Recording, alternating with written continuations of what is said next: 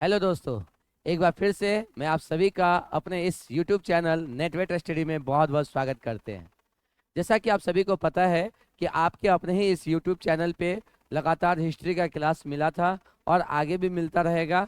और अब आपके लिए एक नया सीरीज लेकर के आए हैं जिसमें केवल 2024 और 2025 में पूछे गए जितने भी बिहार के एग्जाम्स में जो पॉलिटिक्स से रिलेटेड क्वेश्चन आए हैं, इंडियन कॉन्स्टिट्यूशन से रिलेटेड क्वेश्चंस आए हैं, उन सारे क्वेश्चंस को हमने यहाँ पर करवाया है। चूंकि ये प्रीवियस ईयर क्वेश्चन है तो इससे रिलेटेड क्वेश्चन भी हम करवाएंगे, तो ये कहीं ना कहीं और किसी एग्जाम में आने की संभावना है। तो एक बार आप हमें मौका दें, वीडियो पे बने रहें अंतिम तक। अगर आपको वीडियो अच्छा लगेगा तभी अगला वीडियो और अगला पार्ट खोल करके आप देखिएगा, लेकिन एक बार इस वीडियो को पूरा जरूर देखें।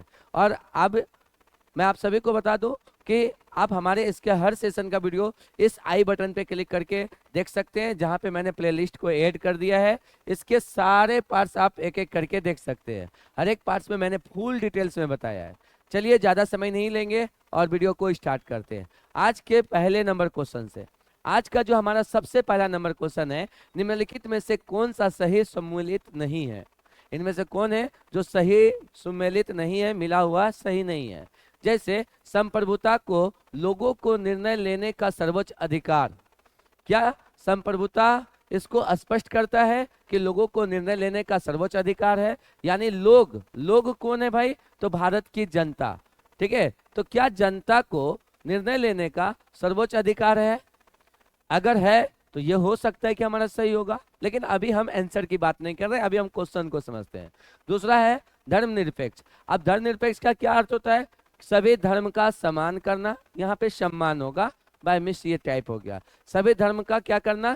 सम्मान करना। तो मैं ये कह रहा हूँ कि सभी धर्म का सम्मान करना ही धर्मनिरपेक्ष है। अगर है तो ये मेरा सही होगा, नहीं तो ये गलत होगा। आगे बढ़ेंगे, समाजवाद।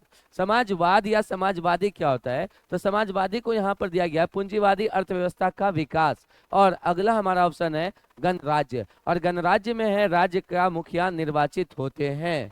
अब आपको इनमें से कौन आंसर लग रहा है, आप लोग कमेंट बॉक्स में अपना कमेंट दें, लेकिन पहले हम इसके डिटेल्स को समझाते हैं। जब तक आप इन सभी शब्द को नहीं समझेंगे, संप्रभुता, धर्मनिरपेक्षता, समाजवादी और गणराज्य को, तब तक इस क्वेश्चन को सॉल्व करना आपके लिए मुश्किल होगा। तो आइए सबसे पहले शब्द हम संप्रभुता को समझते हैं। मैं बात करूं अगर संप्रभुता की, तो एक लाइन में आप समझिए, संप्रभुता शब्द का उल्लेख भारतीय संविधान के किसी भी आर्टिकल में नहीं है। सबसे पहला बात कि इसका उल्लेख जो है इसका उल्लेख किसी भी अनुच्छेद में नहीं है। अनुच्छेद में नहीं है। अब अनुच्छेद में नहीं है तो क्या भारतीय संविधान के किसी भी जगह पर इसका उल्लेख है? तो बोलेंगे हाँ, संप्रभुता शब्द का उल्लेख भारतीय प्रस्तावना में है। कहाँ पे बाबू? भारतीय प्रस्तावना में है, ये बात याद रहेगा। अब भारतीय प्रस्तावना में जो ये शब्द आया है संप्रभुत्व, तो ये संप्रभुता शब्द ना आकर के वहां पे आया संप्रभुत्व। संप्रभुत्व संपन्न, संप्रभुत्व संपन्न। तो अब हम यहाँ पे समझेंगे कि इन संप्रभुत्व का क्या अर्थ है या संप्रभुता का क्या अर्थ है। अब बात करें संप्रभुता या संप्रभुत्व की, तो इसका अर्थ वो होता है कि एक ऐसा देश, एक ऐसा राष्ट्र जहां पर जितने भी शक्ति होती है उन्हीं राष्ट्र के पास होता है।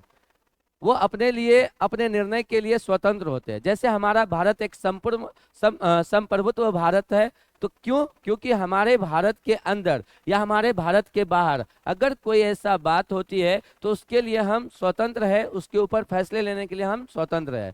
जस्ट लाइक मान लीजिए मेरे भारत के अंदर ही किसी चीज, किसी मुद्दे या किसी प्रॉब्लम पे अगर निर्णय लेना है तो भारत खुद लेगा और वो निर्णय लेने के लिए अपने अंदर भी स्वतंत्र है। सेम उसी तरह से मान लीजिए बाहर की स्थिति, जैसे भारत से बाहर अगर कोई ऐसा मामला होता हो और भारत को अगर निर्णय लेना हो तो वो किसी के प्रेशर में नहीं आएंगे, भारत खुद अपना निर्णय स्वयं से लेंगे। उसी को कहते हैं संप्रभुत्व। तो याद रखना हमें, संप्रभुत्व का अर्थ होता है जब कोई देश या राष्ट्र, संप्रभुत्व देश या राष्ट्र तभी कहलाता है जब उसके पास यह शक्ति होती है कि वो अपना निर्णय खुद से ले सके। और साथ ही साथ संप्रभुत्व संपन्न का अर्थ भी यही होता है कि जहां पर जनता द्वारा यहाँ पे है लोगों को निर्णय लेने का सर्वोच्च अधिकार। और यहाँ पर हम लोग देखेंगे कि हमारे भारत में क्या चल रहा है। हमारे भारत एक स्वतंत्र भारत है और यहाँ जनता के द्वारा जनता के लिए और जनता के लिए जो है चलाया गया शासन व्यवस्था यहाँ पे चलता है। तो चूंकि हम लोग लोकतंत्र है तो यहाँ पर क्या होता है, लोगों का निर्णय लेने का सर्वोच्च क्या है, अधिकार है। अब आ गए है नेक्स्ट धर्मनिरपेक्ष। तो इस हिसाब से तो ये सही जा रहा है। अब बात आता है धर्मनिरपेक्षता की। अब ये धर्मनिरपेक्ष शब्द के बारे में थोड़ा सा हम लोग समझेंगे। धर्मनिरपेक्षता का क्या अर्थ होता है? तो एक ऐसा देश, एक ऐसा राष्ट्र जहां पर किसी भी धर्म में कोई भी भेदभाव नहीं होता हो, जहां पर सभी धर्म के लोग मिलजुल करके रहते हो, जहां पर धर्म से संबंधित सभी प्रकार की स्वतंत्रता जनता के पास होती है, तो उसी को हम लोग कहते हैं धर्मनिरपेक्ष। और हम लोग अच्छे से जानते हैं कि हमारा भारत एक धर्मनिरपेक्ष राष्ट्र है, यानी कि सभी धर्म का यहाँ पे क्या दिया जाता है, सम्मान दिया जाता है। यानी इस बात को अच्छे से हम लोग समझेंगे कि धर्मनिरपेक्षता का अर्थ यह होता है कि जहाँ पर सभी धर्म को क्या मिले, सम्मान मिले। और हमारे भारत में कहा जाता है ना कि हम सब भाई भाई हैं, हिंदू मुस्लिम सिख ईसाई आपस में सब भाई भाई। ये नारा क्यों दिया गया हमारे यहाँ? क्योंकि हमारे यहाँ ऐसी व्यवस्था है। और धर्मनिरपेक्षता मतलब धर्म के सभी धर्म के क्या हो, सम्मान हो। साथ ही साथ धर्म की स्वतंत्रता भी है यहाँ पर। अब स्वतंत्रता का क्या अर्थ है? कोई भी व्यक्ति कभी भी किसी भी धर्म को एक्सेप्ट कर सकता है। जो चाहे कभी भी हिंदू धर्म को एक्सेप्ट कर सकता है, कोई चाहे तो कभी भी मुस्लिम धर्म को एक्सेप्ट कर सकता है। कोई भी व्यक्ति खुद जो है वो स्वतंत्र होता है कि वो किस धर्म को माने और किस धर्म को न माने। साथ ही साथ किस धर्म का प्रचार प्रसार करे और किस धर्म का प्रचार प्रसार न करे। उनके अलावा किस धर्म में वो विवाह करे और किस धर्म में वो विवाह न करे, इन सभी चीज के लिए एक व्यक्ति स्वयं ही स्वतंत्र होते हैं। तो यहाँ पे धर्म की स्वतंत्रता है, प्रचार प्रसार की स्वतंत्रता है, किसी भी धर्म को मानने की स्वतंत्रता है। ये सभी चीजें आपको समझ के चलना होगा। वैसे धर्मनिरपेक्षता भी हमारे भारतीय संविधान के प्रस्तावना में देखने को मिलेगा। और साथ ही साथ ये जो धर्मनिरपेक्षता है इसका उल्लेख, यानी धर्मनिरपेक्ष के बारे में क्या उल्लेख किसी आर्टिकल में मिलता है, क्या किसी अनुच्छेद में मिलता है? तो इसका आंसर देंगे हाँ, इसका उल्लेख भारतीय संविधान के अनुच्छेद 25, 26, 27 और 28 तक में मिलता है। अनुच्छेद 25, अनुच्छेद 26, अनुच्छेद 27 और 28, इन सभी में धर्म से रिलेटेड यानी धर्मनिरपेक्षता यानी कि धर्म से संबंधित स्वतंत्रता का उल्लेख किया गया है। अब बात आता है सर आखिर 25 में क्या है, फिर 26 में क्या है, 27 में क्या है? इन सभी में अलग अलग चीजों की व्याख्या आपको मिलेगा। जैसे हम बात करें कि सबसे पहले अनुच्छेद 25 में, तो अनुच्छेद 25 में क्या है? तो धर्म की स्वतंत्रता। धर्म की स्वतंत्रता, आप किसी भी धर्म को मान सकते हैं, इसके लिए आप क्या है, स्वतंत्र है। अगर हम बात करें कि अनुच्छेद 26 में क्या है, तो इससे याद रखेंगे यहाँ पर जितने भी धार्मिक संस्थान हैं, अनुच्छेद कितना में, 26 में, जितने भी धार्मिक संस्थान है उसके प्रबंधन की चर्चा मिलता है। और तब बात आती है अनुच्छेद कितना की, 27 की। इसमें याद रखेंगे जितने भी धार्मिक संस्था है, ठीक है, धार्मिक संस्था है, उसके मिलने वाले जितने भी दान पुण्य वाले रुपये पैसे हैं या इसके जो भी कार्य होंगे, इसको क्या किया गया है, टैक्स फ्री रखा गया है कि इसको किसी प्रकार का कोई टैक्स नहीं देना पड़ेगा। और अंतिम में बात आता है किसका, तो अनुच्छेद 28 का। अगर बात करें अनुच्छेद 28 की, तो इसमें हमको मिलता है धार्मिक शिक्षा का उल्लेख। क्या चीज का उल्लेख मिलता है, धार्मिक शिक्षा का उल्लेख। अब बात आता है सर धार्मिक शिक्षा क्या है? तो हम लोग जानते हैं कि हम लोग अपने अपने धर्म को प्रचार प्रसार के लिए या अपने धर्म को बढ़ाने के लिए हम लोग अपने अपने धार्मिक संस्थान भी चलाते हैं। जैसे कि हम लोग में देखते होंगे कि मुस्लिम लोगों में मदरसा चलता है, कुछ ऐसे लोग हैं जिसमें जो हिंदू धर्म के लोग हैं वो कहीं ना कहीं गुरुकुल टाइप का चलाता है या आश्रय टाइप का चलाता है। तो वहाँ पे क्या है कि धार्मिक शिक्षा दी जाती है। लेकिन एक और चीज यहाँ पे आपको याद रखना है कि धार्मिक स्वतंत्रता का उल्लेख इतना ही नहीं है। धार्मिक स्वतंत्रता में एक और चीज आपको समझना है कि धार्मिक शिक्षा और शिक्षा, तो यहाँ पर ऐसे संस्थान जो ऑलरेडी किसी धर्म से रिलेटेड हो, तो वहाँ पर तो आप अपने धर्म की प्रचार प्रसार कर सकते हैं। लेकिन यदि ऐसी कोई गवर्नमेंट स्कूल है या ऐसा कोई गवर्नमेंट कह सकते हैं कि बड़ी है, और वहां पर अगर एजुकेशन देने का काम किया जा रहा है तो वहां पर स्पेशल किसी धर्म की शिक्षा आप नहीं दे सकते, किसी भी धर्म की शिक्षा नहीं दे सकते। ये भी हमारे धर्मनिरपेक्ष से संबंधित है। तो कहीं ना कहीं इस तरह से हम देखेंगे कि धर्मनिरपेक्षता अर्थात सभी धर्म को सम्मान मिल रहा है हमारे भारत में, यानी हमारा ये ऑप्शन तो सही जा रहा है। अब बात आता है समाजवाद की, तो हमें समाजवाद भी समझना होगा। समाजवाद का अगर हम बात करें तो समाजवाद क्या होता है? समाजवाद, देखिए समाज का मतलब तो हम लोग जानते हैं सोसाइटी, हमारा जो समाज है, ठीक है। और सबसे बड़ी बात है वाद को समझना। ये वाद का अर्थ होता है सिद्धांत। क्या होता है भाई? सिद्धांत। हम लोग इसको शॉर्टकट में सिद्धांत कह सकते हैं। अब जब बात करेंगे सिद्धांत की, समाज सिद्धांत, ठीक है। समाजवाद यानी कि समाज के सिद्धांत की बात करेंगे, ठीक है। अब समाज के सिद्धांत क्या होती है, इसमें हम लोग जानेंगे समाजवाद यानी समाज के सिद्धांत के बारे में। क्या करिए, समाजवाद यानी समाज के सिद्धांत का क्या अर्थ है? हम लोग जानते हैं कि हमारा जो भारत है, भारत में जितने भी लोग रहते हैं एक समाज में एक जगह पर मिलजुल कर रहते हैं। वहाँ हिंदू, मुस्लिम, सिख, ईसाई और बाकी सभी धर्म के लोग, काले गोरे, अमीर गरीब, सब लोग मिलजुल करके रहते हैं। जब हम लोग सब लोग मिलजुल करके रहते हैं तो हम एक समाज में रहते हैं। और समाज में क्या है? एकता है। समाज में हमारे यहाँ क्या है? समाज में एकता है। समाज में एकता है। और साथ ही साथ ये भी बात हमें समझ के चलना होगा कि समाजवाद का अर्थ वो होता है कि जब भी कोई नियम बने तो वो पूरे समाज के लिए हो, पूरे व्यक्ति के लिए हो, पूरे व्यक्ति या समाज के लिए हो। और अगर बात करें हम कि अगर कोई अवसर मिले तो अवसर क्या हो? सभी के लिए हो, सभी को प्राप्त हो, सभी को प्राप्त हो। इसी को हम लोग क्या कहेंगे? समाजवाद कह सकते हैं, ठीक है। जहां पर समाज के हित से रिलेटेड बात की जाए, समाज से संबंधित बात की जाए, प्रत्येक समाज के प्रत्येक जनता की बातें की जाए और प्रत्येक व्यक्ति का महत्व दे, प्रत्येक व्यक्तियों को महत्व दिया जाए। ऐसे विचारधारा, ऐसे सिद्धांत को हम लोग क्या कह सकते हैं? तो ऐसे विचार या ऐसे सिद्धांत को हम लोग समाजवाद सिद्धांत कहते हैं। तो मेरे हिसाब से जो हमने आपको बताया कि समाजवाद अर्थात क्या होता है? जहां पर जनता के हित की बात हो। और यहाँ पर समाजवाद के साथ जो सम्मिलित है पूंजीवादी अर्थव्यवस्था, जो कि बिल्कुल अलग है। कैसे अलग है? क्योंकि पूंजीवादी अर्थव्यवस्था का अर्थ क्या होता है? तो एक ऐसी व्यापार, बिजनेस जिसका सारा स्वामित्व किसी एक व्यक्ति विशेष के पास हो, उसे हम लोग पूंजीवादी अर्थव्यवस्था कहते हैं। जैसे क्या हमारे भारत में केवल पूंजीवादी अर्थव्यवस्था है? तो नहीं। क्या हमारे भारत में, क्या भारत से संबंधित कोई ऐसा व्यापार बिजनेस नहीं है?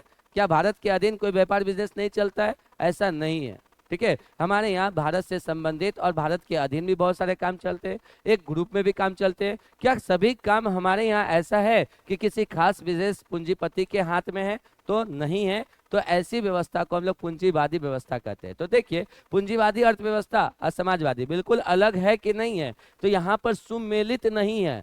कौन सुमेलित नहीं है? तो समाजवाद सुमेलित हमें नहीं लग रहा। लेकिन अगला ऑप्शन को भी चेक करेंगे, गणराज्य। अब बात आता है गणराज्य की, तो यहाँ पे हमको समझना होगा गणराज्य, गण मतलब तो हम लोग जानते हैं जनता होता है, और राज्य मतलब तो हम लोग जान रहे हैं कि हमारा राष्ट्र की बात किया जाए या भारत के प्रत्येक एक राज्य की बात किया जाए। तो गणराज्य मतलब जनता का राष्ट्र। और जनता का राष्ट्र मतलब क्या होता है? जहाँ पर जितने भी प्रतिनिधि या प्रमुख चुने जाते हैं वो जनता द्वारा चुने जाते हो। और हमारे भारत में ऐसी व्यवस्था है कि हमारे यहाँ जितने भी प्रमुख या जितने भी व्यक्ति चुने जाते हैं, निर्वाचित होते हैं, चुनाव होते हैं, वो कहीं ना कहीं जनता द्वारा चुने जाते हैं, जनता द्वारा निर्वाचित होते हैं। कुछ ऐसे पद है जो निर्वाचित ना होकर के मनोनीत होते हैं, कुछ ऐसे पद है जो नियुक्ति होते हैं, लेकिन वो भी किसके द्वारा किए जाते हैं? तो हमारे द्वारा चुने गए व्यक्ति द्वारा ही चुने जाते हैं। तो एक रूप से अगर हम देखेंगे कि सर गणराज्य उस राज्य को भी कहेंगे या उस राष्ट्र को भी कहेंगे जहां पर जो व्यक्तियों का चुनाव जो है जनता के द्वारा किया जाता हो और राज्य का मुखिया निर्वाचित होता हो। तो देखिए कहीं ना कहीं ये सही सुमेलित है, तो ये भी सही है, ये भी सही है, ये भी सही है। इस हिसाब से जो सुमेलित नहीं है वो है समाजवादी के साथ पूंजीवादी अर्थव्यवस्था, और इसका आंसर ये हो जाएगा। आई होप आप लोग बहुत अच्छे से हमारे इस पहले क्वेश्चन के डिटेल्स को समझ पाए होंगे। इसी तरह से आगे भी हम आपको लगातार डिटेल्स में क्वेश्चन बताएंगे, आप हमारे साथ बने रहें। अगला क्वेश्चन पे अगर हम जाएं तो हमारा अगला क्वेश्चन है क्वेश्चन नंबर 2। क्वेश्चन नंबर 2 जो कि हम देख सकते हैं कि बिहार दरोगा परीक्षा 2025 से पूछा गया है, साथ ही साथ मध्य निषेध 2025 से पूछा गया है, अवर निरीक्षक 2025 में पूछा गया है। यानी ये क्वेश्चन कई एग्जाम में पूछे जा चुके हैं और आगे भी पूछे जाने की संभावना है। क्वेश्चन क्या है, ध्यान से देखेंगे। न्यायिक पुनरावलोकन निम्नलिखित में से किसके द्वारा किया जाता है? अब न्यायिक पुनरावलोकन किसके द्वारा किया जाता है, तो पहले आपको समझना होगा न्यायिक पुनरावलोकन है क्या। न्यायिक पुनरावलोकन का क्या अर्थ होता है? देखिए हम लोग जानते हैं कि हमारे भारत में कोई भी कानून बनाना हो, कोई भी कानून बनाना हो, कोई भी संशोधन लाना हो या कोई भी प्रस्ताव पारित करना हो, या कोई भी हम लोग कह सकते हैं ना, इन सभी चीजों के लिए जो मेन अधिकार दिया गया है वो किसके पास है? चाहे कोई कानून बनाना हो, संशोधन लाना हो, प्रस्ताव पारित करना हो, तो इन सभी चीजों का अधिकार की अगर हम बात करेंगे किसको मिला हुआ है, तो ये अधिकार मिला हुआ है भारत के संसद को। किसको मिला हुआ है? तो भारत के संसद को मिला हुआ है।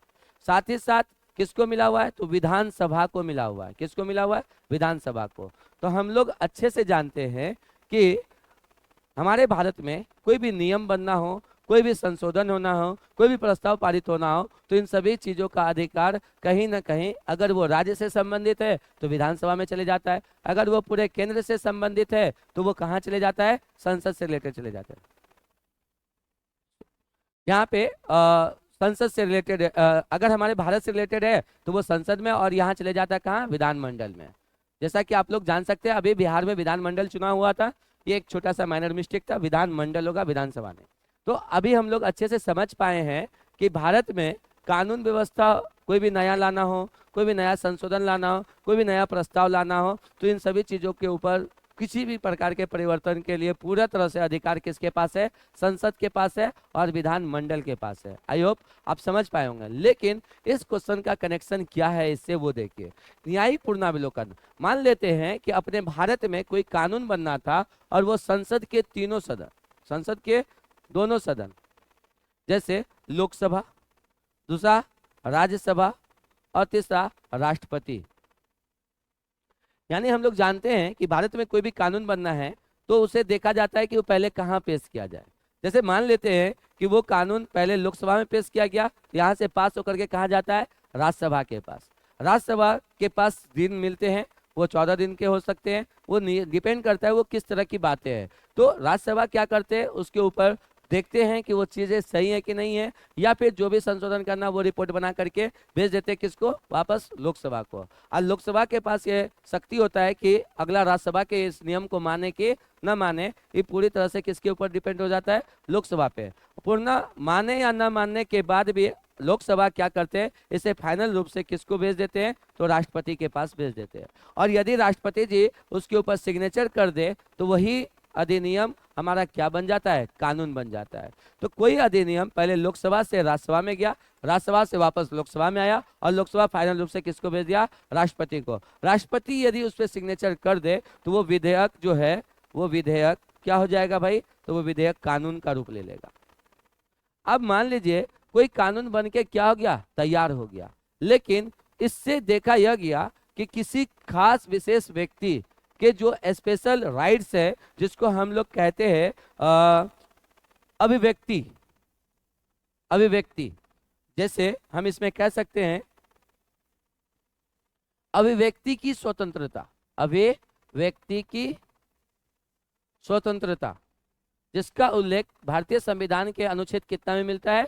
तो भारतीय संविधान के अनुच्छेद 19 से मिलता है। ठीक है, तो अगर कोई नियम, अगर कोई कानून बन गया हो, कोई विधेयक पास हो गया हो, राष्ट्रपति जी का अंतिम सिग्नेचर हो गया हो और वो कानून का रूप ले लिया गया हो, उसके बाद अगर पता चले कि कहीं ना कहीं ये हमारे अभिव्यक्ति की स्वतंत्रता के खिलाफ है, यानी आर्टिकल 19 के खिलाफ जा रहा है, तो फिर से इसके ऊपर क्या हो सकता है, न्यायिक पुनरावलोकन हो सकता है। यानी इसे वापस हम लोग अपने स्टेट से संबंधित है तो हाई कोर्ट में, और अगर केंद्र से संबंधित है तो सुप्रीम कोर्ट में इसे अपील कर सकते हैं, इसे भेज सकते हैं और वहां जाकर के हम लोग इसका अपील कर सकते हैं। यानी कि हम बने हुए नियम के ऊपर, बने हुए संशोधन या प्रस्ताव के ऊपर अगर हमारे अभिव्यक्ति से रिलेटेड किसी भी प्रकार का हनन होता हो तो हम लोग इसे वापस कहाँ अपील कर सकते हैं, तो सर्वोच्च न्यायालय में भी अपील कर सकते हैं और उच्च न्यायालय में भी अपील कर सकते हैं। यानी कि न्यायिक पुनरावलोकन निम्नलिखित में से किसके द्वारा किया जाता है, तो याद रखना है न्यायिक पुनरावलोकन की शक्ति, ये एक प्रकार की शक्ति है और ये किसको प्राप्त है, सर्वोच्च न्यायालय यानी सुप्रीम कोर्ट को भी और उच्च न्यायालय यानी कि हाई कोर्ट को भी, यानी कि दोनों को प्राप्त है। इसका अर्थ होगा कि इसका सही आंसर क्या हो जाएगा, ए एवं बी दोनों। यानी कि न्यायिक पुनरावलोकन का अधिकार पूर्ण रूप से अगर किसी के पास है तो वह हमारे भारत के सर्वोच्च न्यायालय यानी कि हम कह सकते हैं सुप्रीम कोर्ट, और दूसरा है उच्च न्यायालय। तो इस तरह से आपको ये बातें समझ में आई होगी। न्यायिक पुनरावलोकन निम्नलिखित में से किसके द्वारा किया जाता है, तो वो है हाई कोर्ट और सुप्रीम कोर्ट दोनों के द्वारा। आई होप आपने दूसरा क्वेश्चन भी बहुत अच्छे से समझा होगा। अब चलते हैं हम लोग आज के तीसरे नंबर क्वेश्चन पे। तीसरा नंबर क्वेश्चन क्या है, इसे ध्यान से देखेंगे। बोल रहा है 52वें संविधान संशोधन 1985 किसके द्वारा से संबंधित है। ये भी क्वेश्चन पूछा गया बिहार दरोगा परीक्षा 2025 में, साथ में मद्य निषेध में, अवर निरीक्षक में। आप बोलेंगे सर लगातार आप वही क्वेश्चन करा रहे हैं जो इन तीनों एग्जाम में पूछा गया। जी हाँ, मैं 2024 और 25 का ही वही क्वेश्चन लाया हूं जो एग्जाम में पूछे गए। और ये क्वेश्चन ऐसे है ना जो काफी हेड लिस्ट है, केवल इन्हीं एग्जाम में नहीं, लिस्ट बनाएंगे तो और भी बहुत सारे एग्जाम ऐड हो जाएंगे और आने वाले सभी एग्जाम में भी पूछने की संभावना है। देखिए क्वेश्चन है 52वें संविधान संशोधन 1985 किससे संबंधित है। यानी कि आपको यह जानना है ये जो 52वें नंबर के संविधान संशोधन हुए थे जो 1900 कितने में हुए थे, 85 में, ये किससे संबंधित था। तो हम लोग बहुत अच्छे से जानते हैं 52वें संविधान संशोधन अधिनियम दल बदल से संबंधित था। किससे संबंधित था, दल बदल संबंधित। अब दल बदल से क्या संबंधित था, अदल बदल होता क्या है, इसको तो समझना होगा ना। तो पहले तो इसका आंसर मुझे मिल गया कि दल बदल कानून से संबंधित था, लेकिन इतना पढ़ के अगर आप आगे बढ़ जाएंगे तो आपको सिर्फ इतना ही पता होगा कि यह संबंधित दल बदल से था, लेकिन फिर आगे दल बदल से संबंधित बहुत सारे क्वेश्चन बन सकते हैं। जैसे एक क्वेश्चन मैं पूछना चाहूंगा कि किस तरह या कितने व्यक्ति चलिए कितने व्यक्ति एक साथ दल को बदल ले, पार्टी को बदल ले तो उसे दल बदल नहीं माना जाता, और कब तक नहीं माना गया था। अगर आप जानते हैं तो इस क्वेश्चन का आंसर आप कमेंट बॉक्स में दीजिए और तब तक हमारा थोड़ा डिटेल्स भी देखिए, उससे कहीं ना कहीं आपको इसका आंसर मिल जाएगा। तो दल बदल संबंधित था 52वें संविधान संशोधन 1950 से। अब ये दल बदल संबंधित में क्या संबंधित था, तो इसे हमें अच्छे से समझना होगा। समझना ये होगा कि दल बदल क्या होता है। दल बदल हम लोग जानते हैं, दल मतलब होता है पार्टी, बदल मतलब बदलना यानी चेंज करना। जब कोई व्यक्ति किसी पार्टी को क्या करता है, बदलता है, तो उसे हम लोग दल बदल कहते हैं। तो भाई दल बदल से संबंधित क्या था, तो दल बदल से संबंधित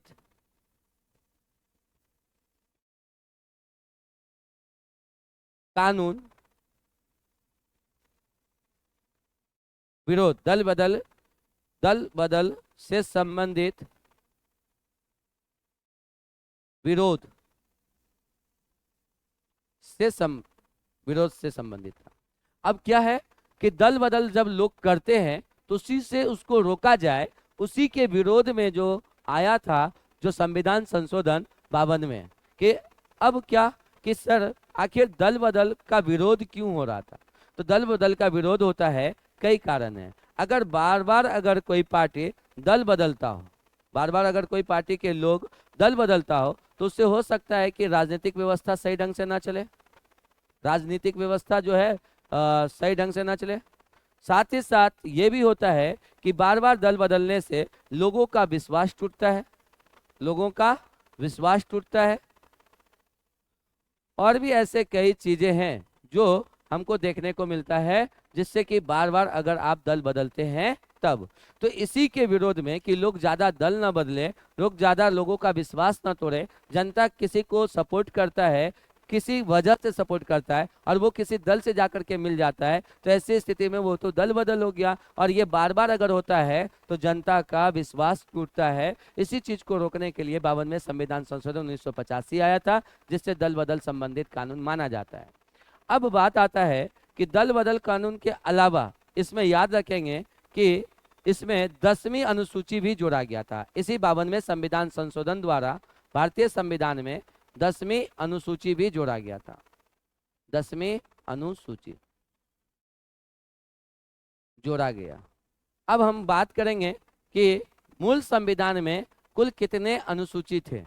जैसे हम लोग पढ़ते हैं कि हमारे मूल संविधान में अगर आर्टिकल की बात करेंगे तो 395 अनुच्छेद था, भाग की बात करेंगे 22 था, और जब अनुसूची की बात आती है तो केवल 8 अनुसूची थे। कितने अनुसूची थे?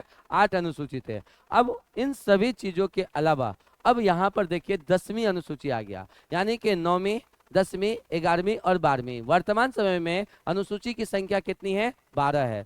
तो 10वीं अनुसूची कब जोड़ा गया, ये भी क्वेश्चन आपसे पूछा जा सकता है। तो 52वें संविधान संशोधन 1985 में 10वीं अनुसूची जो जोड़ा गया था वो किससे संबंधित था? तो दल बदल से संबंधित था। क्वेश्चन कई तरह से पूछा जा सकता है। एक चीज तो ये हो गया, क्यों दल बदल के विरोध में ये अमेंडमेंट लाया गया? ताकि लोग ज्यादा दल न बदले और जनता का विश्वास न टूटे। अब आता है बात, अगर एक व्यक्ति चले गए दल को बदल लिए तो कोई बात नहीं, 2 व्यक्ति चले गए तो कोई बात नहीं। अगर ये बार बार होते रहे, लगातार होते रहे, तो इससे तो हम देख ही रहे कि राजनीतिक व्यवस्था बिगड़ेगी, साथ में लोगों का विश्वास टूटेगा। लेकिन यहाँ पर एक नियम आया कि अगर किसी सदन से, मान लेते हैं लोकसभा है ना, लोकसभा के बहुत सारे बहुमत है किसी विशेष पार्टी को, मान लेते हैं पार्टी ए को सपोर्ट कर रहा है।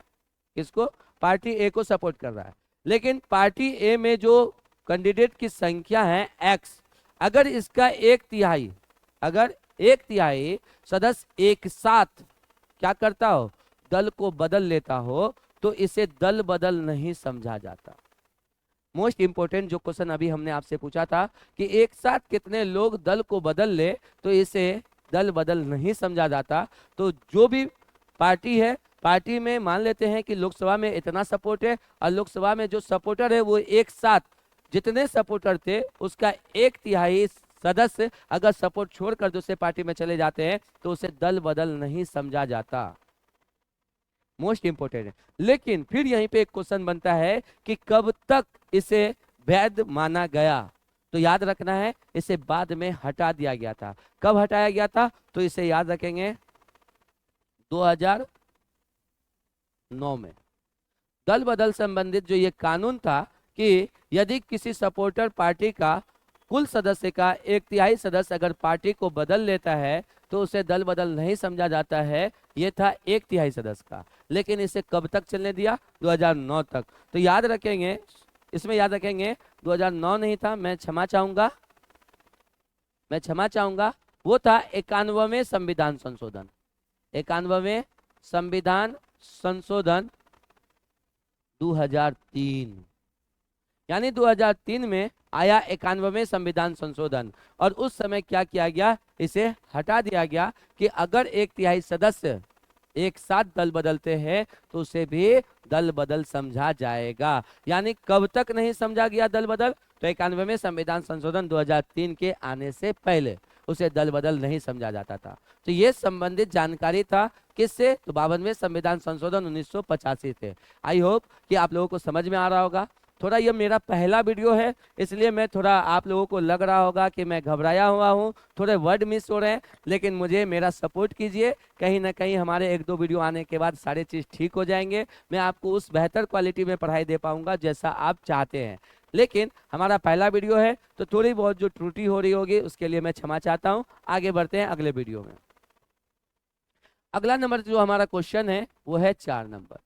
ये क्वेश्चन है कि भारतीय संविधान के कौन से अनुच्छेद में केंद्र और राज्यों के बीच विभागीय शक्तियों का वितरण है? विभागीय शक्तियों का क्या है? वितरण है। और ये भी क्वेश्चन कहाँ पूछा गया? बिहार दरोगा, मद्य निषेध, अवर निरीक्षक 2025 और भी बहुत सारे एग्जाम। और आगे भी एग्जाम्स में यही क्वेश्चन पूछे जाएंगे। बात आता है भारतीय संविधान के कौन से अनुच्छेद में केंद्र और राज्य के बीच विभागीय शक्ति यानी कि केंद्र और राज्य के बीच शक्ति का बंटवारा है। तो हम लोग सिंपल और साधारण पढ़ते हैं, केंद्र प्लस राज्य के बीच शक्ति का बंटवारा, शक्ति का बंटवारा। ये जो बंटवारा है भाई, शक्तियों का बंटवारा, तो 100 से शक्ति और 100 से 7 यानी कि 7वें अनुसूची में इसका उल्लेख मिलता है। किसमें उल्लेख मिलता है? 7वें अनुसूची में। तो ये बात तो एक चीज क्लियर हुआ कि किस अनुसूची में केंद्र एवं राज्य के बीच शक्तियों के बंटवारा का उल्लेख मिलता है, तो 7वें अनुसूची में। लेकिन हमारा क्वेश्चन यहाँ पर है कि किस अनुच्छेद में, किस अनुच्छेद में इसका व्याख्या मिलता है। अनुच्छेद 246, अनुच्छेद 370, अनुच्छेद 356, अनुच्छेद 368। अगर हमें आंसर नहीं पता होता है तो चारों का चारों नहीं पता होगा ऐसा तो नहीं होगा, हम लोग ऑप्शन को छांट सकते हैं। जैसे आप देख सकते हैं यहाँ पे अनुच्छेद 370 है और हम सबको पता है कि अनुच्छेद 370 किससे संबंधित है? आर्टिकल 370 किससे संबंधित है? तो आप सबको पता होगा आर्टिकल 370 वो संबंधित था किससे? संबंधित था जम्मू एंड कश्मीर के विशेष राज्य की दर्जा से, विशेष राज्य के दर्जा से। यानी कि हम सबको पता है कि हमारे भारत में जितने भी राज्य थे उसमें से एकमात्र राज्य था जम्मू एंड कश्मीर, जिसे क्या है कि भारतीय संविधान के द्वारा विशेष राज्य की दर्जा दी गई थी। अब विशेष राज्य क्या होता है इसे भी तो समझना होगा। आइए थोड़ा सा हम विशेष राज्य को समझाते हैं। विशेष राज्य जिसका अर्थ होता है जिसका खुद का संविधान हो। क्या भाई? खुद का कानून व्यवस्था, कानून व्यवस्था, साथ में खुद का अपना झंडा हो, अपना झंडा हो। ठीक है, बात करेंगे खुद का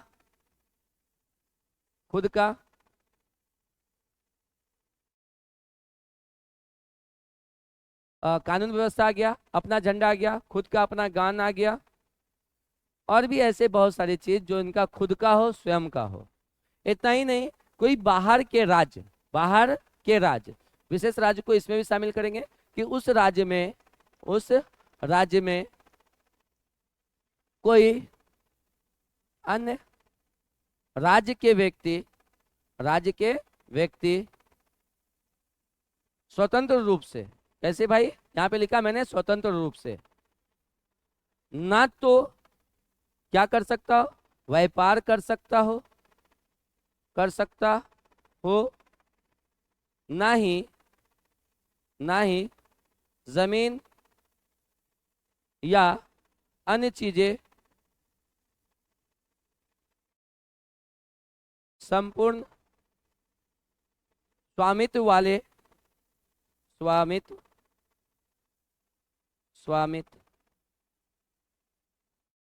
वाले खरीद सकते हो। यानी कि इस बात को समझिए कि विशेष राज्य का मतलब केवल विशेष राज्य कह देने से नहीं होगा। विशेष राज्य का अर्थ होगा कि उसका अपना झंडा है, उसका अपना अलग ज्ञान है, उसका अलग कानून व्यवस्था है, वो अपने ही नियम पे चलता है, अन्य राज्य के नियम को नहीं मानता, केंद्र के नियम बहुत सारे चीजें उस पर लागू नहीं होते, ये सभी चीजें। इनके अलावा वहाँ पे जाके कोई दूसरे राज्य के लोग व्यापार वाणिज्य नहीं कर सकते, वहाँ पे जमीन नहीं खरीद सकते, वहाँ के लड़कियों से शादी विवाह नहीं हो सकती, लड़कों से शादी विवाह नहीं हो सकती। ऐसी बहुत सारे कंडीशंस जब लग करके किसी राज्य को मनाया जाता है तो उसे हम लोग मानते हैं कि वह राज्य कैसे हैं? विशेष राज्य है। अब बात आता है कि चूंकि सर भारत तो पूरा स्वतंत्र है, भारत में प्रत्येक व्यक्ति के बारे में कहा जाता है कि भारत के किसी भी कोने में आने जाने का अधिकार है, भारत में कहीं पे भी व्यापार बिजनेस करने का अधिकार है, भारत में कहीं पे भी किसी भी धर्म को मानने का अधिकार है, किसी भी धर्म में शादी करने का अधिकार है, किसी भी राज्य में शादी करने का अधिकार है। तो ये सभी चीजें कहीं ना कहीं यहाँ पर अपवाद बन जाता था और बहुत सारी दिक्कतें आती थी, जिनके कारण धारा 370 आप सुने होंगे, आर्टिकल 370 आप सुने होंगे, यानी कि इससे क्या कर दिया गया? हटा दिया गया, यानी विशेष राज्य की दर्जा क्या कर दी गई, समाप्त कर दी। विशेष राज्य की दर्जा समाप्त कर दी गई, समाप्त कर दी गई। जैसे विशेष राज्य की दर्जा समाप्त कर दी गई तो क्वेश्चन आता है कि विशेष राज्य की दर्जा जम्मू एंड कश्मीर का कब समाप्त किया गया, तो आप लोग याद रखेंगे 5 अगस्त 2019 में, 5 अगस्त 2019 में। क्लियर है? तो विशेष राज्य की दर्जा कब समाप्त कर दी गई, तो याद रखेंगे विशेष राज्य की दर्जा 5 अगस्त 2019 को समाप्त कर दी गई। अब बात आगे बढ़ाते हैं हम लोग, क्या कि सर विशेष राज्य की दर्जा समाप्त हो गई तो यहाँ पर जम्मू एंड कश्मीर 2 भाग में बट गए, एक लद्दाख और दूसरा बन गया जम्मू एंड कश्मीर।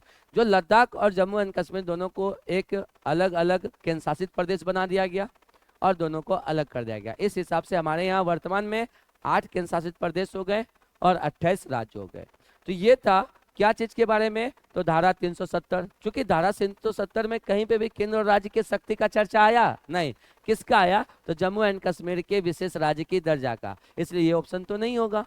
अब बात करते हैं अनुच्छेद 356 की। अनुच्छेद 356 में किसकी चर्चा है, तो आप सबको पता होगा कि 352 में 4 जोड़ देंगे तो 356 और 356 में 4 जोड़ देंगे तो 360। ये सब में 4 ऐड हो रहा है। कितना ऐड हो रहा है, 4 प्लस 4। यहाँ से यहाँ कितना ऐड हो रहा है, प्लस 4। ये याद रखने के लिए आसान है, 52 4 56 4 7। और ये तीनों का तीनों आपातकाल की चर्चा है। किसकी चर्चा है भाई, आपातकाल की चर्चा। अब ये तीनों में अलग अलग आपातकाल की चर्चा है। जैसे अगर हम बात करेंगे 352 में तो इसमें आता है राष्ट्रीय आपात की चर्चा। किसकी चर्चा आता है, राष्ट्रीय आपात की। और अगर हम बात करेंगे 356 में तो 356 में आता है कि जो राज्य के अंदर जो राष्ट्रपति शासन लगता है, राज्य के अंदर राष्ट्रपति शासन उसकी चर्चा है। और साथ में लास्ट में आता है 360 जहां पर है वित्तीय आपात की चर्चा। यहाँ हो जाएगा राष्ट्रपति शासन या इसी को आप कह सकते हैं राजकीय आपात।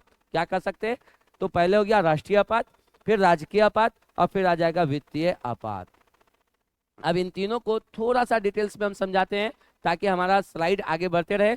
ज्यादा डिटेल्स नहीं करेंगे। राष्ट्रीय आपात मतलब ऐसा आपातकाल, ऐसा इमरजेंसी जो हमारे पूरे देश व्यापी हो। जैसे तो देशव्यापी आपातकाल, जैसे कहीं किसी देश से युद्ध हो गया, या मान लेते हैं कि देश में कोई ऐसी बड़ी महामारी आ गई जिससे पूरा देश बिगड़ जाए। जैसे कि कुछ ही समय पहले, कुछ ही साल पहले आया था कोरोना, तो यह हमारा क्या था, राष्ट्रीय आपात था। बात करेंगे राजकीय आपात या राष्ट्रपति शासन, इन दोनों की। तो एक राज्य में मुख्यमंत्री को मुख्यमंत्री पद पे रहते हुए अगर उसकी मृत्यु हो जाती है या किसी कारणवश किसी राज्य में मुख्यमंत्री का पद खाली हो जाता है तो ऐसी स्थिति में वहां पर उस राज्य में राष्ट्रपति शासन चालू हो जाता है, वो राजकीय आपात में आता है। और बाकी और भी बहुत सारी डिटेल्स है, अगले वीडियो में करेंगे, फिर कभी ये आपातकाल आएगा तब। नेक्स्ट है वित्तीय आपात। अब ये वित्तीय आपात क्या है, तो वित्तीय आपात मतलब रुपया पैसा यानी कि धन से रिलेटेड जो प्रॉब्लम होगा, अर्थव्यवस्था से रिलेटेड जो प्रॉब्लम होगा और इतना प्रॉब्लम हो जाए कि पूरा देश परेशान हो जाए, तो ऐसे स्थिति में उसे हम लोग वित्तीय आपात कहेंगे। हमारे भारत में राष्ट्रीय आपात लग चुका है, हमारे भारत में राष्ट्रपति शासन कई राज्यों में लग चुका है, लेकिन अब तक हमारे भारत में अगर कोई आपातकाल नहीं लगा है तो वह है वित्तीय आपातकाल। ये वित्तीय आपातकाल आज तक हमारे भारत में नहीं लगा है। तो यहाँ पर एक बात और क्लियर हो गया कि सर अनुच्छेद 356 में कहीं पर भी केंद्र और राज्यों के बीच की चर्चा नहीं आई। आगे बात करेंगे अनुच्छेद 368 की। क्या आपको पता है अनुच्छेद 368 में किसकी व्याख्या मिलेगी, तो अनुच्छेद 368 में जो हमें व्याख्या मिलता है वो मिलता है संविधान संशोधन से रिलेटेड। यानी कि अनुच्छेद 368 में है कि भारतीय संविधान संशोधन से संबंधित मतलब कि हमारे भारत में जो इतने बड़े संविधान बनकर तैयार हो चुका है, ये जो संविधान बनकर तैयार हुआ है, तो कहीं ना कहीं हम लोग देखते हैं ना कि कुछ ना कुछ कमी हो गया, तो उसे संशोधन करके अच्छा किया जाता है। जैसे हम लोग पढ़ते हैं अनुच्छेद 21 का क, जिसमें 6 वर्ष से लेकर के 14 वर्ष तक के बच्चे को निःशुल्क एवं अनिवार्य शिक्षा दिया जाएगा। इसकी व्याख्या क्या ये मूल संविधान में था, नहीं। मौलिक कर्तव्य क्या इसका उल्लेख भारतीय संविधान में था? नहीं, बाद में जोड़ा गया। तो ऐसे चीजों को ही संविधान संशोधन कहते हैं, जिसका जरूरत उस समय नहीं पड़ा, लेकिन जैसे जैसे दिन निकल रहे हैं हमें उसकी आवश्यकता पड़ती जा रही है, तो उसे ही हम लोग जोड़ते जा रहे हैं अपने संविधान में, या उसी को हम लोग थोड़ा और बेहतर बनाते जा रहे हैं। इसी को हम लोग संविधान संशोधन कहेंगे। तो इस संविधान संशोधन में जो पूछा जाएगा पॉइंट वो ये है कि संविधान संशोधन संबंधित अनुच्छेद कौन है? तो 368 है। तो यहाँ पे भी केंद्र और राज्य की शक्ति नहीं आई, तो ऑप्शन नंबर ए हमारा सही हो जाएगा। 246, यानी 246 में किसकी चर्चा मिलता है? केंद्र और राज्य की। आइए इसका डिटेल्स हम लोग देखते हैं। अब 246 संविधान का अनुच्छेद, अब ये संबंधित हो जाएगा किससे? तो ये हो जाएगा केंद्र एवं राज्य से। केंद्र एवं राज्य से। देखिए स्टार्टिंग के जो वीडियोज होंगे 10 क्वेश्चन के, वो हो सकते हैं कि आपको 40 मिनट, 45 मिनट या 50 मिनट के होंगे, लेकिन जब 2 4 5 सेट आप बना लेंगे तो कहीं ना कहीं बहुत सारी बातें हैं जो हम आ चुका होगा, तो उसे हम लोग स्किप करते हुए चलेंगे। लेकिन चूंकि ये पहला स्लाइड है, पहला दिन है, पहला सेट है, पहला टाइप्स है, इसलिए थोड़ा मुझे डिटेल्स में लेके चलना पड़ रहा है और वीडियो थोड़ा लंबा होगा। आप लोग बने रहे, कहीं ना कहीं अभी तक आपको पूर्ण डिटेल्स में चीजें मिल रही होगी। अब बात करते हैं भारतीय संविधान के अनुच्छेद 246 के। अनुच्छेद 246 में क्या है? तो केंद्र एवं राज्य के शक्ति का बंटवारा, केंद्र एवं राज्य के बीच शक्तियों का बंटवारा, शक्तियों का बंटवारा। अब देखिए केंद्र एवं राज्य के बीच जो शक्ति है वो 3 भाग में बांटा गया। कितने भाग में बांटा गया? 3। यानी कि जितने भी विषय थे उसको 3 भाग में बांटे। एक बना दिया संघ सूची, जिसको यूनियन लिस्ट या यूनियन स्टेट्स यूनियन लिस्ट कह सकते हैं, संघ सूची। ठीक है, चलिए संघ सूची, संघ सूची। और दूसरा हो जाएगा हमारा राज्य सूची का विषय, का विषय यहाँ पे भी लगा दिए, का विषय। और यहाँ पे आ जाएगा समवर्ती सूची का विषय। अब एक चीज हमको समझना होगा कि सर आखिर ये विषय मतलब क्या? विषय मतलब कोई सब्जेक्ट नहीं, विषय मीनिंग तो सब्जेक्ट जाता है। विषय का मतलब हो गया किन किन चीजों पर संघ यानी कि केंद्र कानून बना सकता है, राज्य यानी कि कोई विशेष राज्य यानी कि कोई एक राज्य जो है वो कानून बना सकता है। किन चीजों पर समवर्ती, सम मतलब दोनों मिलकर, संघ एवं राज्य यानी कि केंद्र एवं राज्य, केंद्र प्लस राज्य दोनों मिलकर कानून बना सकता है। यानी एक ऐसा विषय, एक ऐसा लिस्ट जिसके अंदर जो संघ सूची का लिस्ट आएगा तो उसमें केवल और केवल कौन कानून बनाएंगे? केंद्र। जैसे हम बोलते हैं क्या? वीजा, पासपोर्ट, पासपोर्ट, या हम बोलेंगे देश विदेश मामला, देश विदेश मामला, देश विदेश मामला। अगर हम बात करेंगे अगला इसमें तो युद्ध, ये सभी संबंधित परमाणु बम, इन सभी चीजों से संबंधित ऐसे कई विषय हैं। इससे संबंधित जितने भी शक्ति प्राप्त होंगे वो किसको होंगे? केंद्र को होंगे। तो यहाँ पर क्या हुआ? केंद्र और राज्य के बीच शक्ति बटा ना, कि राज्य क्या कर सकता है, केंद्र क्या कर सकता है। ये उल्लेख मिलता है भारतीय संविधान के अनुच्छेद 246। और हमने स्टार्टिंग में बताया कैमे अनुसूची 100 से 7, 100 से शक्ति यानी 7वें अनुसूची में इसकी चर्चा आपको मिलेगा। अब आता है बात राज्य के सूची। अब राज्य के सूची का विषय यानी कि वैसा विषय जिसके ऊपर कानून या नियम केवल कौन बनाएगा? राज्य। जैसे मान लीजिए किसी भी राज्य में लॉटरी, या बात मान लेते हैं कृषि, मान लेते हैं ठेला, मेला, और क्या है भाई राज्य की सूची का विषय। जैसे मान लेते हैं हॉस्पिटल, अस्पताल जिसको कह सकते हैं, अस्पताल, कब्रिस्तान, कब्रिस्तान, शमशान घाट इत्यादि। इन सभी विषयों पर अगर कोई कानून बनाना हो या राज्य से संबंधित कोई विषय है जो राज्य के अंदर ही रहने वाला है तो उसके लिए हो जाएगा राज्य सूची का विषय। एक आता है समवर्ती सूची, जो हमें और आपको समझना बहुत जरूरी होगा। समवर्ती सूची का विषय एक ऐसा विषय को कहा जाता है जिसमें कौन कौन कानून बनाता है? केंद्र और राज्य दोनों मिलकर कानून बनाता है। लेकिन याद रखेंगे जब पिताजी और बेटा जी दोनों साथ हो जाए, अंतिम निर्णय पिताजी का ही होता है, यानी बड़ों का ही होता है, यानी केंद्र बड़ा होता है, राज्य एक छोटा होता है। कई राज्यों के समूह जब बनते हैं तो उससे एक केंद्र सरकार बनता है, यानी कि केंद्र और राज्यों के बीच जब कोई मामला बनता है जिसको समवर्ती सूची का विषय कहते हैं, तो उसके ऊपर दोनों मिलकर निर्णय लेता है, दोनों मिलकर। लेकिन याद रखेंगे अंतिम फैसला किसका हो जाता है इसमें? तो अंतिम फैसला होता है केंद्र का। किसका होता है? केंद्र का। मान लीजिए हम केंद्र है, हमारे बगल में कोई राज्य है, हम दोनों में कोई बात चल रहा है कि इस विषय पे कानून बनाना है, क्या ये होना चाहिए या नहीं होना चाहिए। अब राज्य कह रहा है नहीं होगा, केंद्र कह रहा है होगा। अब ऐसी स्थिति में राज्य ये नहीं कहेगा कि हम आपकी बात को नहीं मानेंगे। समवर्ती सूची का विषय है अगर, और दोनों मिलकर निर्णय ले रहा है, तो पहले तो दोनों मिलकर इस बात पे निर्णय लेंगे कि ये भारत के हित का है कि नहीं है, इसे लाना चाहिए कि नहीं लाना चाहिए। अगर बात हो भी गया तो अच्छा है, मान लिया जाएगा, लेकिन नहीं भी होता है तो अंतिम फैसला किसके पास आ जाता है? केंद्र के पास आ जाता है। इसे हम लोग समवर्ती सूची का विषय कहते हैं।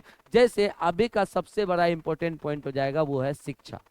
शिक्षा जो हम लोग देखते हैं ये समवर्ती सूची का विषय है। किसका विषय है? तो समवर्ती सूची का विषय है। शिक्षा क्या है? समवर्ती सूची का विषय है। ऐसे और भी बहुत सारे बिंदु हैं जिसके ऊपर समवर्ती सूची का विषय माना गया है। तो इस तरह से देखेंगे यहाँ पर क्या बात आया, सर केंद्र क्या कर सकता है और राज्य क्या कर सकता है। तो दोनों क्या कर सकते हैं, करना ही तो शक्ति है भाई। तो केंद्र एवं राज्य के बीच शक्ति का बंटवारा का उल्लेख भारतीय संविधान के अनुच्छेद कितना में मिल जाएगा? 246 में मिल जाएगा। और इस हिसाब से आपका ये क्वेश्चन भारतीय संविधान के कौन से अनुच्छेद में केंद्र एवं राज्य के बीच विभागीय शक्तियों का वितरण किया जाता है, तो वह है अनुच्छेद 246।